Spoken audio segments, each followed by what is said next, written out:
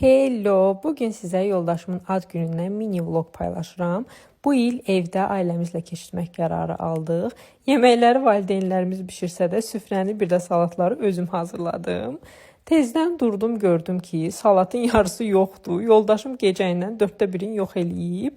Ona görə mən də kəsib servis etdim. Soyuq isti qəlyanaltıları hazır edib keçdim süfrəni hazırlamağa. Bu arada baldızım da tort alıb özünü çatdırdı məclisə.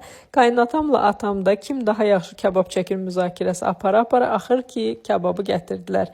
Qaynanan firminli dolmasından bişirmişdi. Mən yeməsəm də yeyənlər çox bəyəndi. Artıq hamını acından qırandan sonra bütün təamları süfrəyə düzdüm.